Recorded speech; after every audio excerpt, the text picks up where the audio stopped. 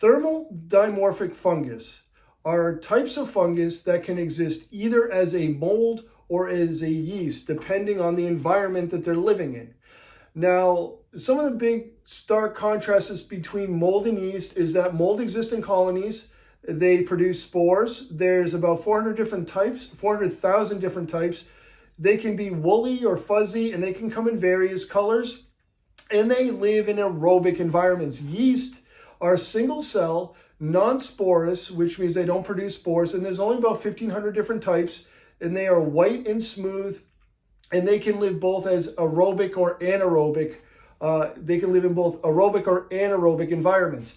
Now, some of these mold strains, if you want to call them strains, or different types of mold, have the capacity to morph into these yeast cells in unfavorable conditions. So if we are low in oxygen, or where they find themselves in an environment of high temperature, they have the capacity to turn into these yeast cells over here on the right side of the board. But let's just go over the left side of the board on a typical mold life cycle, if you want to call it that, or where they exist more as these hyphal cells rather than yeast cells. So we're going to start with Candida over here as a good starting point. And this is an asexual fungal spore. And we inhale about 30 of these spores every hour on average. And their word is, Candida is Greek for dust. Excuse me. So when this asexual fungal spore lands on an optimum substrate, which is rich in nutrients, it's got a temperature that is roughly 30 degrees centigrade, and it's in an oxygenated environment, these spore cells are going to start producing these hyphal cells, which are these long thread-like cells you can see here in purple. Now, these hyphal cells continue to replicate and divide and become more complicated until you eventually develop these spore structures called kinetophores. And these are spore structures. And each mold colony can have about 5,000 of these individual spore structures per, again, mold colony. So, every mold colony can have up to 5,000 of these spore structures. And in each of these spore structures, you can have, or these mold cells, these mold structures can carry about 2,000 additional spores. So this is the ideal replicating environment for mold. Now, if these Candida spores, if we inhale these Candida spores from certain types of mold, they have the capacity to become parasitic.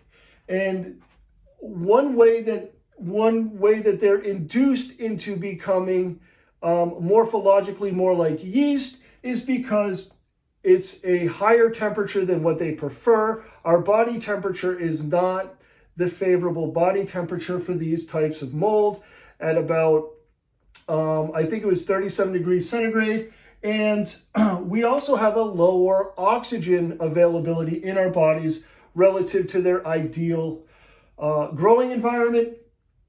And we don't have as many nutrients as what these types of mold would prefer. So again, when these Candida fungal spores enter into our body, they become parasitic. And instead of replicating by growing these hyphal cells, they grow these certain types of yeast cells. And now this is the interesting point here. Rather than replicating through these spore structures and creating spores, these types of yeast will actually induce something called budding or excitosis. And that's when these yeast cells will release these enveloped viruses from the membrane's host cytoplasm. So these yeast cells will release, again, these viruses that are wrapped in our own cell membrane. And then those viruses that are wrapped, again, in our own cell membrane can go off into other neighboring cells in our body and infect those cells. Now, the other way that these types of molds, which now have become yeast, can also replicate are through something called endospores, and which is basically these cells are releasing these small dormant cells which resemble bacteria. So that is a stark contrast from the typical mold life cycle when it's living in its preferred substrate. Again, these types of mold release these small envelope viruses wrapped in our own membranes to infect other cells in our body, as well as releasing these small dormant cells that resemble more bacteria rather than their own types of yeast or mold cell. Now, another distinction between bacteria and yeast is that bacteria do not have organelles, and yeast cells do have organelles. So bacteria are far less structured than yeast cells. And the fact that they release viruses was pretty shocking to me when I found this in my textbook. So those are the major differences, again, between these two morphic states that some molds can exhibit. One is that they produce hyphal cells in a preferred soil-rich, nutrient-dense, oxygenated substrate, and then once they get into a human host, they don't produce these hyphal cells as ultimate forms of replication. They produce actually these viruses that are wrapped in our own mammalian membranes, as well as releasing these types of dormant bacterial cells. Now, Candida have the capacity to remain dormant in our body for years, and they also can induce certain types of disease. Now, these thermal dimorphic fungi are usually more associated with true pathogens, but in earnest, I don't really know how many different types of mold have the capacity to express this dimorphic, this dimorphic state that I'm bringing up on the board here. To be clear, in my textbook, these thermal dimorphic fungi tend to be more true pathogens than generally speaking. And a true pathogen is a pathogen that will infect your body and then induce a condition of disease, even if you are a healthy person.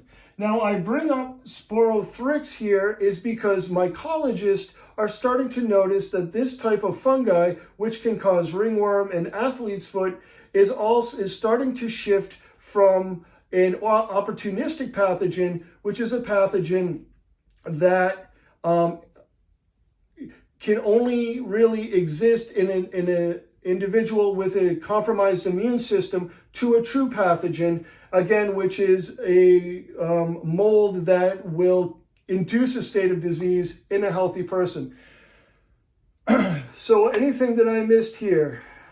I don't think so, at least for this video. Anyways, the bottom line here, I felt like this was a complicated video for me, so pardon me. We inhale about 40 of these Candida spores every hour, Greek for dust. Only certain types, and I'm not aware of which types, have this capacity to express these thermal dimorphic living conditions. And it's really called thermal dimorphic because researchers noticed that the sudden spike in temperature is the inducing factor to causing these types of mold to shift from the mold morphology to more of a yeast morphology. So I'm going to leave all my references as well as any dimorphic fungi that I can find in the literature, in my textbook, in the description box.